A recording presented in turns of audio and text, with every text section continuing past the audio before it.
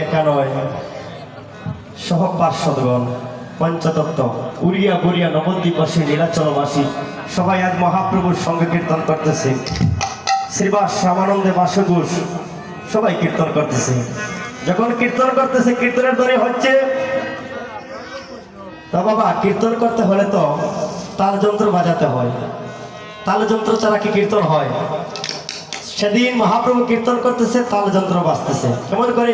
তাদ্রিমি মিদ্রিমি বাদল বাজত, ওরে ধাত্রিমি মিদ্রিমি বাদল বাজত, মন্দিরা মধুর ওরে মন্দিরা মধুর ওরে সংকটর থাল ঘন্টার ববেল, ওরে সংকটর থাল ঘন্টার ববেল, ওরে মিল হল পদতলে,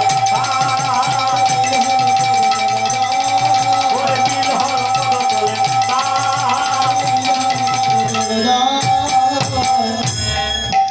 যন্ত্র বাজতেছে, তার দ্রিমে নিদ্রিমে মাদল বাজত, মন্দিরা মধুর রসাল। আরো বাজতেছে শঙ্খ করতল ঘন্টা রবে গেল, মিল হলো সব যন্ত্র একত্রিত হয়ে মিল হলো পদতলে তাল। এটা তাল চলছে আজ শ্রীবাস সঙ্গনে। তাই তো একজন ভক্ত বলছে, ওরে তালে তালে মিল হলো, তালে তালে মিল হলো, তালে তালে মিল হলো, তালে তালে মিল হলো, ওরে শঙ্খ ঘণ্টা করতাল তালে তালে মিল হলো, আরে শঙ্খ ঘণ্টা করো তাল, তালে তালে মিল হলো, ওরে শঙ্খ ঘণ্টা করতাল তালে তালে মিল হলো। আরে শঙ্খ ঘণ্টা করো তাল, তালে তালে মিল হলো। ভক্ত বলছে যে তালে তালে মিল হলো, শঙ্খ ঘণ্টা করতাল একত্রিত ভাবে এক তালে বাজতেছে। রাধে রাধে, হরি বল, জয় মহাপ্রভু কি। তালে তালে বাজতেছে আর সব যন্ত্র একত্রিত হয়। কেমন তালে বাজতেছে? মহাজন বলছে, হায়, যখন শ্রীবাস সঙ্গরে তালে তালে সবাই তাল বাজিয়েছে, কীর্তন করতেছে। আজ যে আপনারা সবাই এসেছেন আজকে কীর্তনে কৃষ্ণ কথা আস্বাদনে, মায়েরা কি নিয়ে এসেছেন বলেন তো? কিছু নিয়ে এসেছেন? বাবারা কিছু নিয়ে এসেছেন? গো হরি বল, কিছু নিয়ে আসেন নাই? ভগবান বললেন, হে ভক্তগণ, যেই স্থানে কীর্তন হবে সেই স্থানের নামটা হবে শ্রীবাস সঙ্গন। আর শ্রীবাস সঙ্গনে যে বা যাহারা কৃষ্ণ কথা আস্বাদন করতে যায়, কৃষ্ণ কথা শ্রবণ করতে যাবে, খালি হাতে যেতে হবে না, কিছু নিয়ে যেতে হবে। গোমা বলবেন কি নিয়ে যাব? যদি পারেন একটা মালা, যদি মালা না পারেন চন্দন নিয়ে আসবেন। বলে কি করব? বলে শ্রীবাস সঙ্গরে যখন সাধু সঙ্গের হাটে বসবো, পার্শ্ববর্তী কত সাধুজন বসবেন, বৈষ্ণবগণ বসবেন, ভক্তগণ বসবেন। মনের সাথে যদি হাতের মালাটা একজন সাধুর গলে পরিয়ে দিতে পারেন, সারা জীবনে সেই সাধুর কৃপায় আপনি পাপ মুক্ত হয়ে যেতে পারেন। হরিবল হরিবল। যদি মালা না আনতে পারেন, কিছু চন্দন নিয়ে আসবেন। অন্তত একজনের অঙ্গে যদি চন্দনটা ছিটিয়ে দিতে পারেন, সারা জীবনের পাপ মুক্ত হয়ে যেতে পারেন। তাই তো সেদিন মহাপ্রভু আমার শ্রীবাস সঙ্গরে নাচিয়ে নাচিয়ে কীর্তন করতেছেন সবাইকে নিয়ে। অনেক ভক্তগণ এসেছেন নবদ্বীপে, কেহ নিয়ে এসেছে চন্দন আর কেহ নিয়ে এসেছে মালা।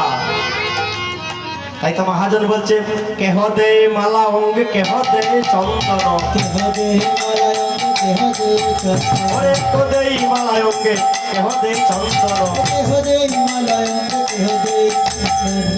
আনন্দে হইল বিভুর, আনন্দে হইল বিভুর, ও হায় রে আনন্দে হইল বিভুর, আনন্দে হইল বিভুর। কই কহত গড়াও যেন কি বলল, ওরে কই কহত গড়াও যেন কি বলব, ওরে কিরা প্রিয় পাশ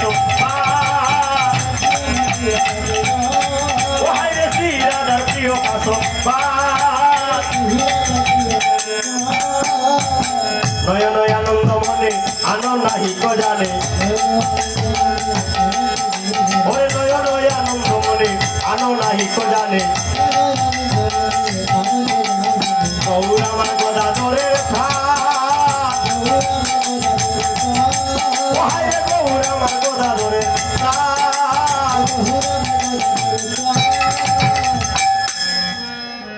মহাজন বাপ দিলেন কই কহত গৌরা জানো কি বল্লভ শ্রীরাধার প্রিয় পাচবান। এই যে শ্রীমতী রাধারানী, রাধারানীর 5টা বাম দ্বারা গদাধর সৃষ্টি। তাই তো দেখবেন আমার ভগবান শ্রীকৃষ্ণের বাম দিকে সদা সর্বদা রাধারানী দাঁড়িয়ে থাকতেন। কলিতে এসেছে গদাধর, সময় বুঝে দাঁড়ায় বামে গদাধরে মরম জানে। এই গদাধর দেখবেন মহাপ্রভুর সদা সর্বদা বাম দিকে দাঁড়িয়ে থাকে। এই গদাধর হচ্ছে রাধারানী, রাধারানীর 5টি বাম দ্বারা গদাধর সৃষ্টি। তাই তো যখন গদাধর মহাপ্রভুর শিবাসঙ্গনে কীর্তন চলছে, গদাধর গিয়ে দাঁড়িয়েছে মহাপ্রভুর বাম দিকে। ভক্তগণ দেখে দেখে বলছে, কি বলছে? নয়ন আনন্দ দাস, যিনি প্রেমের মহাজন, যিনি এই লীলাগাথা নিজ চোখে দর্শন করেছেন, যিনি হাত দিয়ে কলম দিয়ে লিখেছেন, তিনি হলেন প্রেমের মহাজন। যখন দেখলেন মহাপ্রভুর বাম দিকে দাঁড়িয়েছে গদাধর, তিনি বললেন, হায় হায় হায় ওরে গদাধর ওরে বলরাম জানে আমি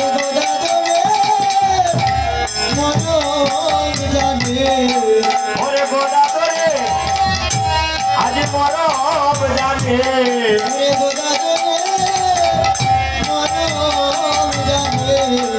ওরে সবাই বুঝে আজি দাঁড়াই বামে অগ গদাধরে অগ মরম জানে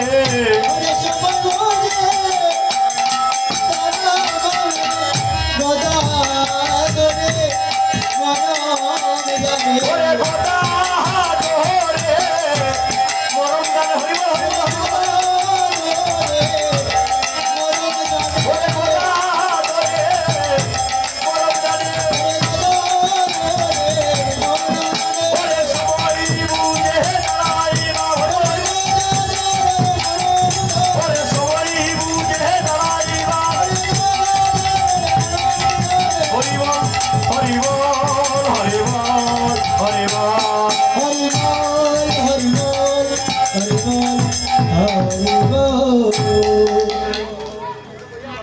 কি বললেন? সময় বুঝে দাঁড়ায় বামে গদাধরে মরম জানে। সত্য ত্রেতা দাপর করি 4 যুগের ভক্ত যে যেভাবে মহাপ্রভুকে দর্শন করতেছে, সেইভাবে মহাপ্রভুর কৃপা লাভ করতেছে। যেমন ভক্তি তেমন মুক্তি, ভক্তি ছাড়া মুক্তি হয় না। তাই শুধু স্বজন মন্ডলী লক্ষ্য করুন কথাটি, এই জগতে তো প্রেম, অনেক প্রেম আছে না বাবা? প্রেম আছে না? অনেক প্রেম আছে। এক ছেলে এক মেয়ের সঙ্গে প্রেম, একজন মা একজন সন্তানের প্রতি এক প্রেম, একজন বাবা আরেকজন সন্তানের প্রতি প্রেম, একজন ভাই আরেকজন ভাইয়ের সঙ্গে প্রেম। ভাই সাউন্ডটা একটু বাড়িয়ে দেবো। কত প্রেম আছে। কিন্তু ভগবান বললেন, জগতে যদি হাজার হাজার প্রেম থাকে, কিন্তু 2টা প্রেম একই সুতায় বাঁধা। কি বললেন? 2টা প্রেম একই সুতায় বাঁধা, এক সুতায় বাঁধা। এক সুতায় যদি 2 জনকে বাঁধা হয়, আমার এই বাবা গোসাইকে যদি একটি সুতায় বাঁধা হয়, আমার এই দাদা গোসাইকে যদি একটা সুতায় বাঁধা হয়, একদিকে টান দিলে একজন চলে আসবে, একদিক থেকে টান দিলে একজন চলে আসবে, আসবে না?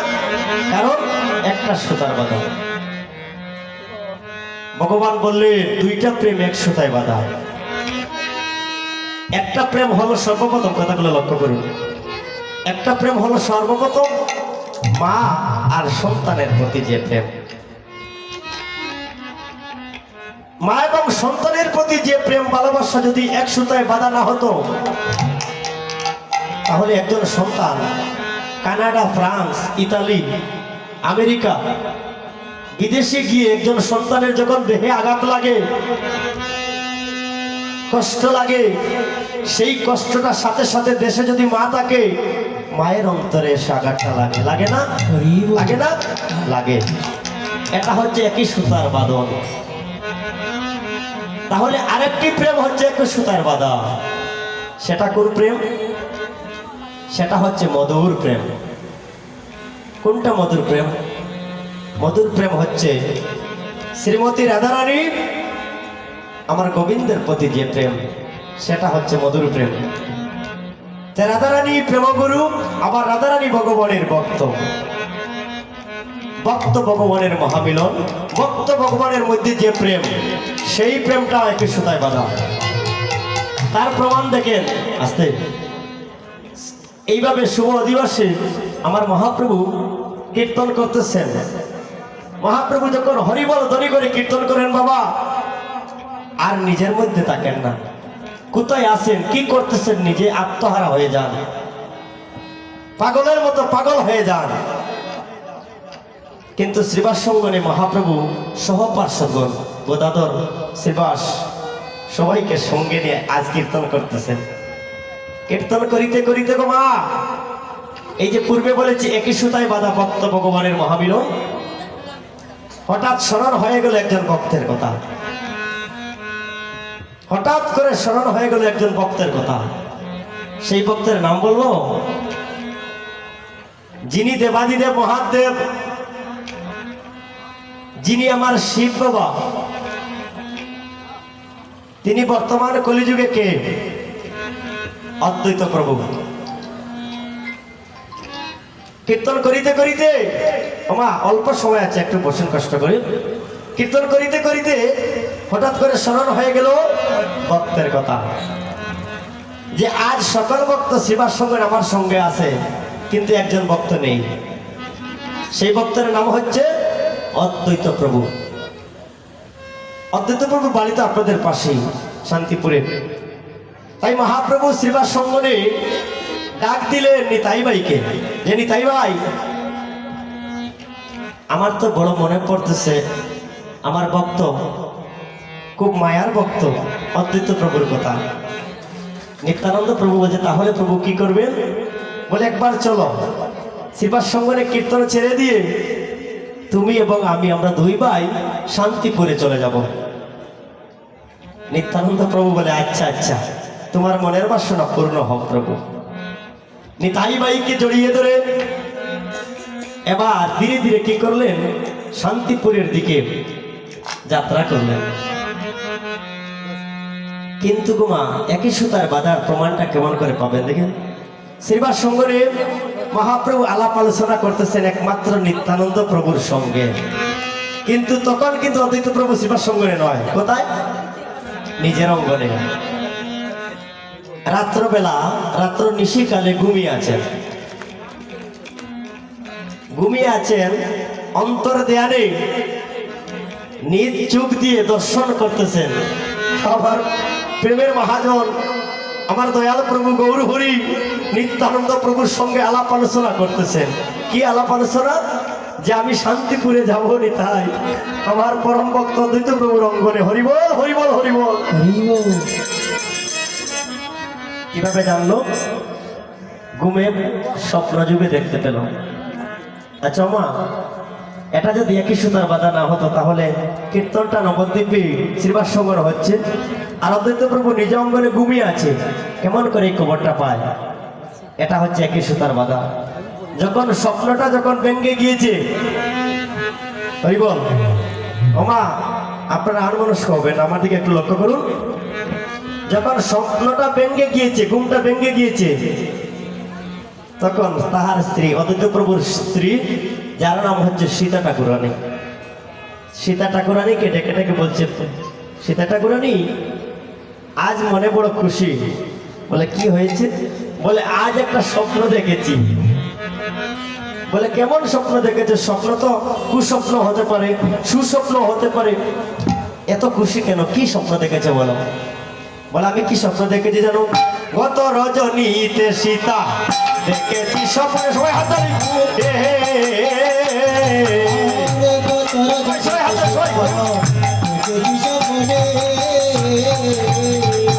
আস্তে আস্তে যার যার হাত আছে হাত তুলেন দেখে হরিবল হরিবল যার যার হাত আছে হাত তুলবেন যার যার হাত নেই হাত তো তুলতে পারবেন না সবার হাত আছে নি বাবা হাত তুলো বাবা হাত সবাই কিন্তু হাত দিতে হ্যাঁ গত রজনীতে সীতা দেখেছি স্বপ্নে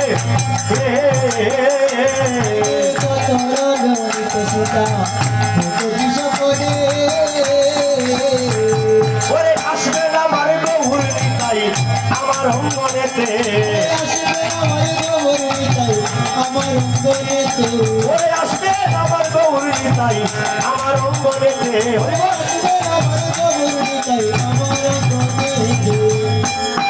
শোনো সীতা আমি যে গত রাতে একটা স্বপ্ন দেখেছি সেই স্বপ্ন কুস্বপ্ন হতে পারে না সীতা ঠাকুরানী বলছে তাহলে কোন স্বপ্ন দেখেছো বলো বলে আমি স্বপ্ন দেখেছি আমার অঙ্গনে গৌরহরি আসবেন শুধু গৌরহরি নয় সঙ্গে নিত্যানন্দ প্রভু দুইজন প্রভু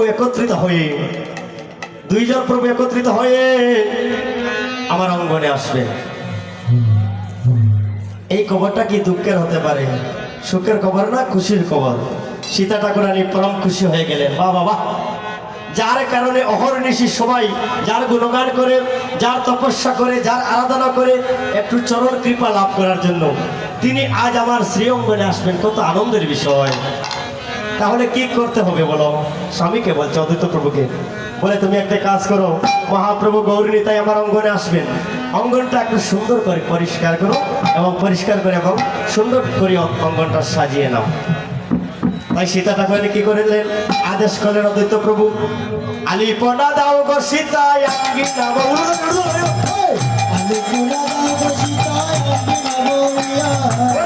আলিপনা দাও গো সীতা আঙ্গিনা বরিয়া ওরে গৌরী ভাই আসবে রাজি নাচিয়া নাচিয়া হরিব হরিব আনন্দে আর দোহরে নারে আনন্দে আর দোহরে নারে ওরে শান্তিপুর মাঝে হাজি আনন্দে আর দোহরে নারে আনন্দে আর দোহরে নারে ওরে আনন্দে আর দোহরে নারে ওরে শান্তিপুর মাঝে হাজি আনন্দে আর দোহরে নারে শান্তিপুর মাঝে হাজি আনন্দে আর দোহরে নারে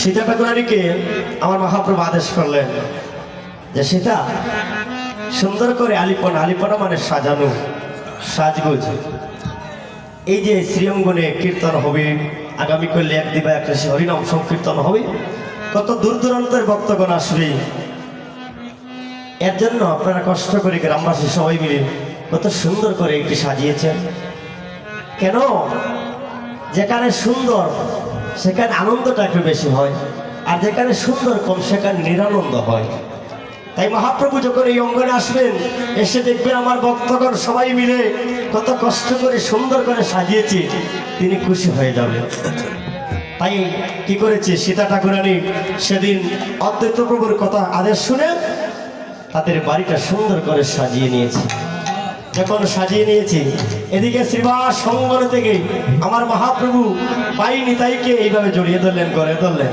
গলে ধরে ধীরে ধীরে ধীরে ধীরে যাত্রা করলেন কেমন করে ধীরে ধীরে হে প্রভু প্রভু যাই ছড়িয়া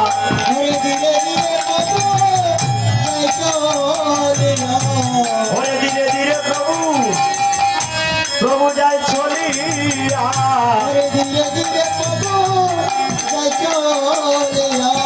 ওই আমার নিতাই ভাইকে ওরে সঙ্গে নিয়া ভাগো ধীরে ধীরে প্রভু প্রভু যায় ছলিয়া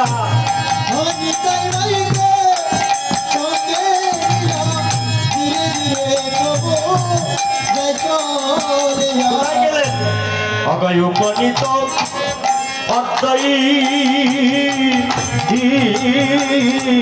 অদ্বৈত অঙ্গনে উপনীত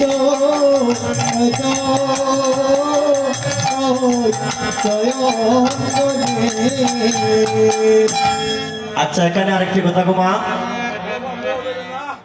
শ্রীমন গৌরাঙ্গ মহাপ্রভু জীবকে উদ্ধার করিবার তরে নবদ্বীপে আসলেন। কি নিয়ে আসলেন? তারক ব্রহ্ম নাম। যে যেখানে শ্রীবাস সঙ্গন বসবে, সকল ভক্তগণ সমবেত হবে, সেখানে গিয়ে আমি তারক ব্রহ্ম নামটা বিলিয়ে দেব। তাই তো ছুটে এলেন শ্রীবাস সঙ্গনে। কিন্তু কেন শান্তিপুরে চলে গেলেন? এর পিছনে একটি কারণ আছে। কি কারণ জানেন? দুইজন ভক্তের মন রক্ষা করার জন্য। এই দুইজন ভক্তকে, এক করে দুইজন ভক্ত শান্তিপুরে, একজন অদ্বৈত প্রভু আর একজন সীতা ঠাকুরানী। তাদের এই যে দুইজন দেখেন, এমন এমন ভাগ্য সবার হয় না গো মা। কারো করে দেখা যায় স্বামী যদি কৃষ্ণ ভক্ত হয়, স্ত্রী কৃষ্ণ ভক্ত নয়।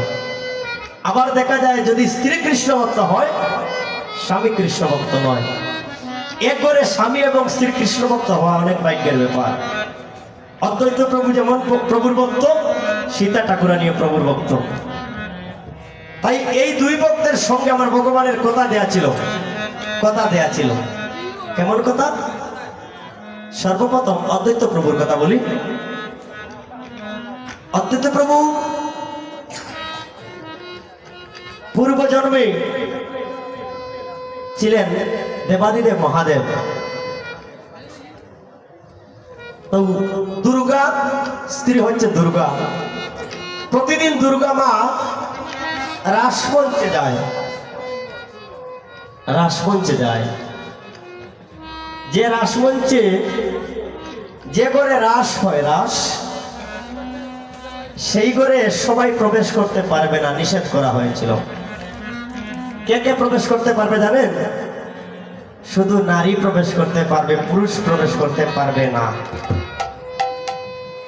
প্রতিদিন দেবাদিদেব মহাদেব শিব বাবার স্ত্রী দুর্গা রাসমঞ্চে যায়, রাসমঞ্চে। একদিন শিব বাবা মনে মনে ভাবলেন যে আমার স্ত্রী যেখানে রাসমঞ্চে যায়, প্রত্যেকদিন আমার কাছে এসে আলাপ আলোচনা করে যে সেখানে অনেক প্রেম হয়, সেখানে অনেক আনন্দ হয়, তাহলে আজ আমি যাব। কিন্তু সেখানে তো একটা কথা হলো, কোনো নারী প্রবেশ করতে পারবে, পুরুষ প্রবেশ করতে পারবে না। কিন্তু শিব বাবা তো পুরুষ রানী কুমার, তিনি কি করলেন জানেন? কাপড় দিয়া এমন ভাবে কাপড় পরিধান করলেন, মাথা এমন ভাবে ঘুমটা দিলেন, এইভাবে কোনো কিছু দেখা যাচ্ছে না। একজন নারী সাজিয়া ধীরে ধীরে যাত্রা করলেন। কোথায়? রাসমঞ্চে। যখন রাসমঞ্চে গেলেন, গিয়ে যে ঘরে রাস হচ্ছে, সেই ঘরে ধীরে ধীরে সকল নারীদের সঙ্গে তিনিও একজন নারী সেজে প্রবেশ করলেন। প্রত্যেকদিন দেখা যায় এই রাসমঞ্চে যখন আমার ভগবান এসে প্রবেশ করেন, সকল নারীগণ এসে প্রবেশ করেন, সাথে সাথে এত প্রেম হয়, এত আনন্দ হয়, আনন্দে বিভোর হয়ে যায়, প্রেমে বিভোর হয়ে যায় সবাই। কিন্তু আজ কেন প্রেম হয় না? আজ কেন আনন্দ হয় না? কি হলো? এবার ভালো করে সমস্ত ঘরের ভিতর একজন একজন করে দেখলেন যে দ্বিতীয় আরেকজন পুরুষ প্রবেশ করেছে। এই পুরুষ হচ্ছে শিব বাবা। শিব বাবা প্রবেশ করার জন্য কি হয়েছে? প্রেমটা সেদিন ভেঙে গিয়েছিল, একটা অপরাধ করেছিল। শিব বাবা মনে মনে ভাবলেন আমি তো একটা অপরাধ করে ফেলেছি। ছুটে গিয়ে ভগবানের চরণে গিয়ে ভক্তি করে বললেন, হে প্রভু, হে দয়াময়, আমি বড় অপরাধ করেছি। আজ রাসমঞ্চে আমি প্রবেশ করেছি অনুমতি না নিয়ে, প্রবেশ করে রাসমঞ্চের প্রেম এবং রাসটা আমি ভঙ্গ করে দিয়েছি। তবে প্রভু, আমার মনে বড় বাসনা। আমি কেন প্রবেশ করেছি জানো প্রভু? আমি প্রবেশ করেছি তোমার একটু চরণ কৃপা লাভ করার জন্য। হরিবল হরিবল। কেঁদে কেঁদে প্রভুর চরণে ভক্তি করে বলছে, প্রভু তো আমার অন্তর্যামী ভগবান, কাঙ্গালের বন্ধু, যে জন নয়ন জল দিয়ে চরণের শরণাপন্ন হয় তাকে কুলে তুলে নেন। সেদিন সেই অপরাধ ক্ষমা করে কথা দিয়েছিলেন, কথা দিয়েছিলেন, শুনো শিব, এই যুগে তোমার মনের বাসনা আমি পূর্ণ করতে পারবো না। বলে প্রভু কোন যুগে? বলে আমি যখন কলিযুগে যাব শ্রী গৌরাঙ্গ মহাপ্রভু হয়ে, তখন তুমি কলিতে যাবে অদ্বৈত প্রভু হয়ে, তোমার অঙ্গন থাকবে শান্তিপুরে। আমি কলিতে গিয়ে শ্রীবাস সঙ্গনে কীর্তন করিতে করিতে কীর্তন ছেড়ে দিয়ে চলে যাব তোমার শ্রী অঙ্গনে। হরিবল হরিবল হরিবল। এইভাবে এই কথাটা দিয়েছিলেন। আর সীতাটা কোরআনের সঙ্গে কেমন কথা ছিল গোমা? আমার ভগবান শ্রীকৃষ্ণ আগামী কইল এখানে গুষ্ঠলীলা যখন পরিবেশন হবে, ভগবান শ্রীকৃষ্ণ মায়ের কাছ থেকে বিদায় নিয়ে, মায়ের কাছ থেকে অনুমতি নিয়ে, মায়ের কাছ থেকে আদেশ নিয়ে সকল রাখালগণ সঙ্গে নিয়ে, ধেনুগণ সঙ্গে নিয়ে যখন গোষ্ঠগোচারণে যাবে, গোষ্ঠগোচারণে গিয়ে আমার ভগবান শ্রীকৃষ্ণ কি করেন জানেন? এইভাবে বসে মুররি রব করেন। মুররি যখন মুররি রব করেন, মুররির বাজান, সেই মুররি রব শুনে সকল দেবতাগণ ছুটে আসেন। সেদিন গোষ্ঠগোচারণে সকল দেবতাগণ এসেছিল। এসে আমার ভগবানকে ভক্তি করে ধীরে ধীরে সবাই চলে গিয়েছিল। পরিশেষে একজন নারী এসেছিল, নারী। সেই নারীর নাম গোমা কি জানেন? 10টা হাত কার গোমা? কথা বলবেন আপনারা, আপনাদের সন্তানের মতো বলেন তো। 10টা হাত কার? দুর্গা। হ্যাঁ, দুর্গা মার আরেকটি নাম আছে যুগমায়া। সেদিন যুগমায়া এসেছিলেন গোষ্ঠগোচারণে। গোষ্ঠগোচারণে যুগমায়া এসে, কানাই তো ছোট, ছোট না কানাই? ছোট শিশু কানাইকে বলেছিলেন, ও কানাই, আমি এসেছি, তোমার সঙ্গে আমি আছি, তোমার এই বনের মধ্যে কোনো ভয় নেই, তুমি নির্ভয়ে গোষ্ঠগোচারণ খেলা করো। তবে তোমার কাছে আমি একটা বাসনা নিয়ে এসেছি বাবা। ছোট শিশু কানাই বলেছিল, কি বাসনা গো মা? মা না, সরি, কি বাসনা? বলে আমার বাসনা হচ্ছে, দুর্গা মা বলেছিলেন, তুমি একবার আমাকে মা বলে ডাকো। আমি মা ডাকটা শোনার জন্য বড় বাসনা নিয়ে তোমার কাছে এসেছি। সেদিন শ্রীকৃষ্ণ দুর্গা মাকে বলেছিলেন, আজ আমি তোমাকে মা বলে ডাকবো না। বলে কখন ডাকবে? বলে যখন তুমি শান্তিপুরে যাবে অদ্বৈত প্রভুর গৃহিণী সীতা ঠাকুরানী হয়ে, সেদিন আমি কলিতে যাব শ্রীমন গৌরাঙ্গ মহাপ্রভু হয়ে গিয়ে আমি শ্রীবাস সঙ্গনে কীর্তন ছেড়ে দিয়ে যখন শান্তিপুরে তোমার অঙ্গনে যাব, তোমার গৃহে বসিয়া আমি তোমাকে মা মা মা বলে ডাকবো। হরিবল হরিবল হরিবল। তাই আমার মহাপ্রভু যে পূর্বে বলেছি যে একবারে দুইজন ভক্তের কথাটা রক্ষা করার জন্য গিয়েছিলেন, এই দুইটা কথা। তাই মহাপ্রভু ধীরে ধীরে গেলেন, যাত্রা করলেন কোথায়?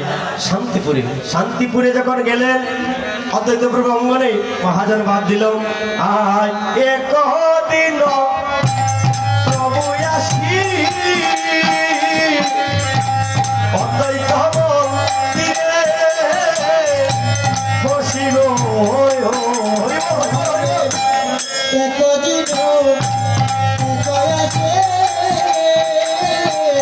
মন্দিরে বসে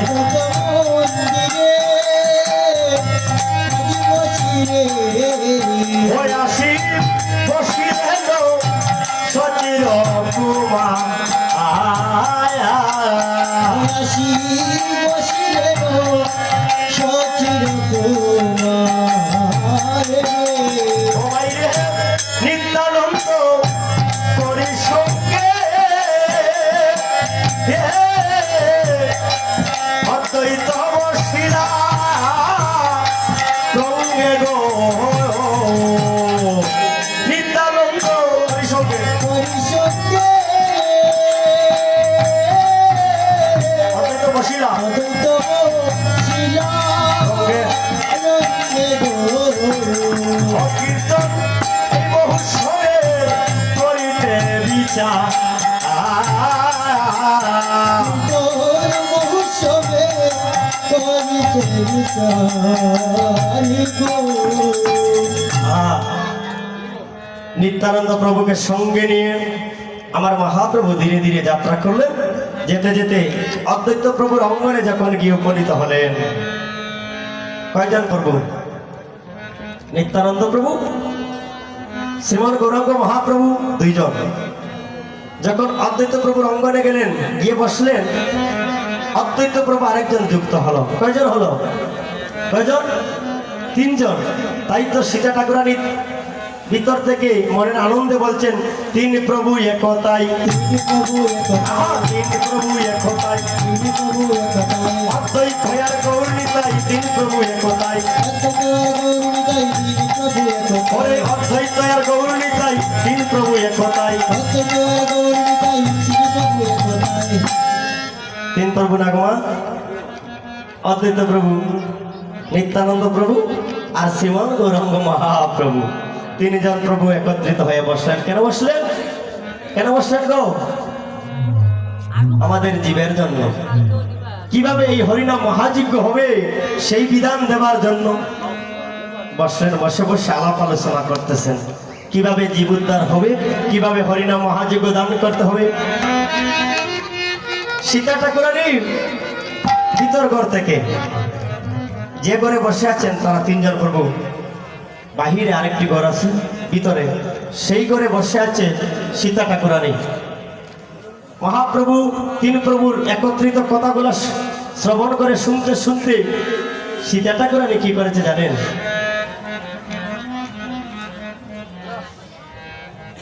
সীতা ঠাকুরানী এইভাবে ঘুমটা দিয়েছে। ঘুমটা দিয়ে কি করেছে জানেন? এইভাবে ধীরে ধীরে ধীরে ধীরে ধীরে ধীরে সেই অঙ্গনে এসে উপনীত হলো।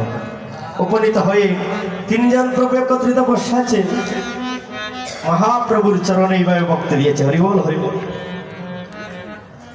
মহাপ্রভুর চরণে ভক্তি দিয়ে বলছে, প্রভু গো, অগদয়াল প্রভু, প্রভু গো আমার, ওরে তা শুনিয়া নন্দে আসি, সীতা ঠাকুরানী আসি গো, আসুনিয়া নন্দে আসে,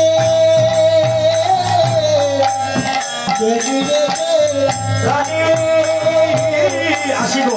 সীতা গো, অপ্রভু গো কহে কিছু সুমধুর বাছা, কহে কিছু সুমধুর বাছা। সুমধুর বচন গো।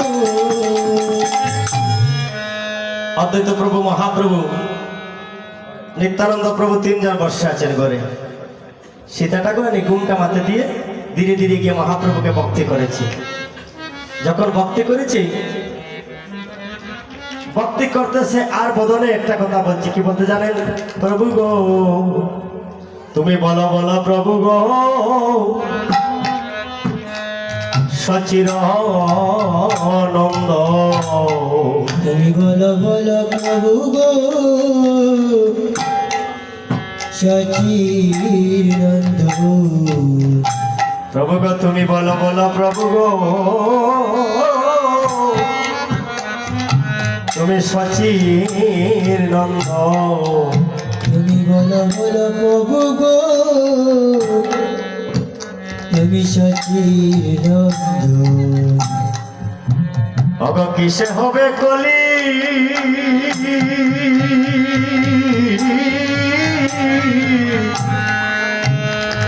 অগ কিসে হবে কলি, কলির দুঃখ মোচন। প্রভু গো বলো বলো প্রভু গো, প্রভু গো সচির নন্দ, তবে কিসে হবে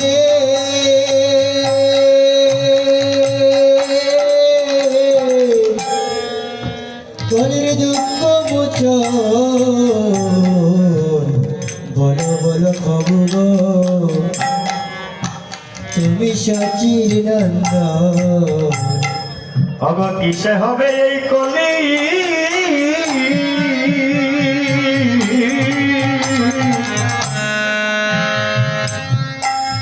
অগ কিসে হবে কলি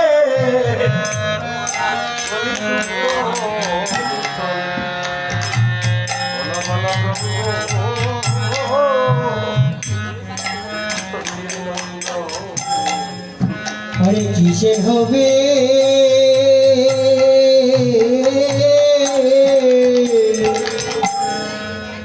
ওই কলির দুঃখ মোচন বলো বলো প্রভু গো সচির নন্দন অগ ধীরে ধীরে প্রভু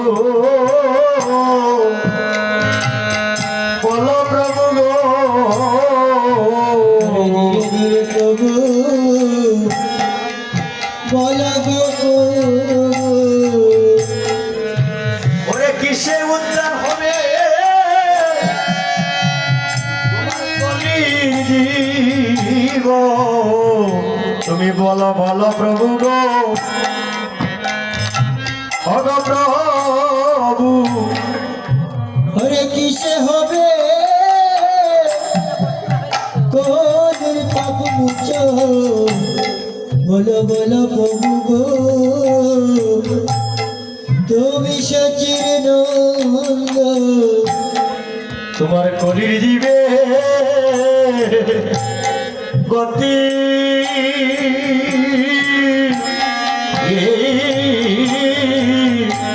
কি হইবে প্রভু গো তোমার কলির জীবে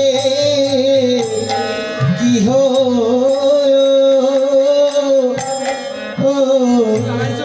কি হইবে গতি ও তোমার কলির জীবে হব কি হইবে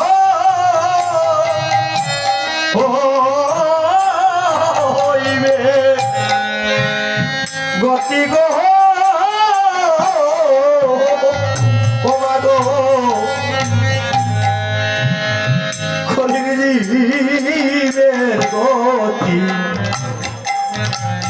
গতি কি হইবে